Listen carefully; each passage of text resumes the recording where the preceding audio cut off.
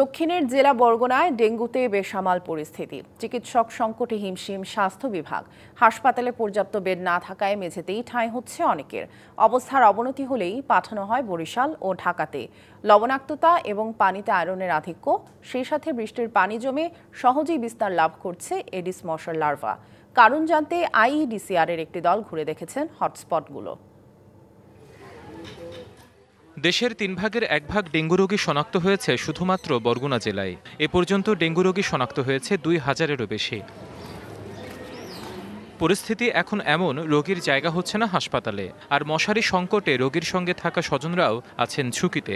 ICU বেডসহ উন্নত চিকিৎসা ব্যবস্থা না থাকায় জীবন ঝুঁকিতে থাকা ডেঙ্গু রোগীদের পাঠানো হয় বরিশাল ও ঢাকাতে। এখানে কিন্তু ফ্লোর থেকে শিয়ারি সব জায়গায় কিন্তু রোগী আর রোগী, ডেঙ্গু রোগী। এখানে যে আধুনিক যন্ত্রপাতি এটা এখন পর্যন্ত বরগুনা হাসপাতালে নাই। চিকিৎসার জন্য হয়তো বরিশাল বা ঢাকা যাওয়া লাগতে পারে। যে সক্ষমতা দরকার তার জন্য সরকারি সদর হাসপাতালে সেটা হচ্ছে আমরা পাচ্ছি না এবং আমাদের সেই সক্ষমতাই নেই। আমাদের যে ডেঙ্গুর কেস তো প্রত্যেকদিনই বাড়তেছে 230। এখানে সবচেয়ে বড় যে ঝামেলাটা আমরা পোহাচ্ছি যে ডেঙ্গু হইলেই ভর্তি হতে হবে এরকম না। সানবিট সব দিবে সামাল। সানবিট ম্যাজিক প্রেস ডিশওয়াশিং এর মাথা ঘোরানো সলিউশন। ডেঙ্গুর কিছু ডেঞ্জার সাইন আছে, তখন আমাদের হাসপাতালে ভর্তির ইন্ডিকেশন থাকে। যাদের ডেঞ্জার সাইন নাই তাদের ভর্তি হওয়ার দরকার নাই। এদিকে চিকিৎসক স্বল্পতায় বেসামাল হাসপাতাল কর্তৃপক্ষ। সরেজমিন পরিস্থিতি দেখে এসেছেন আইইডিসিআর এর প্রতিনিধি দল। আমাদের এখানে তো আইসিইউ বেড নাই।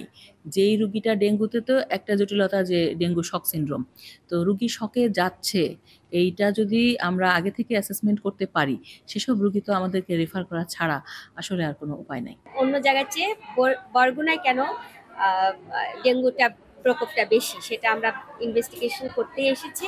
আমাদের আসলে কার্যক্রম চলমান। চলতি মৌসুমে বরগুনায় এখন পর্যন্ত ডেঙ্গুতে ১৭ জনের মৃত্যু হয়েছে, আর আক্রান্ত বাড়ছে হু হু করে। DBC news desk.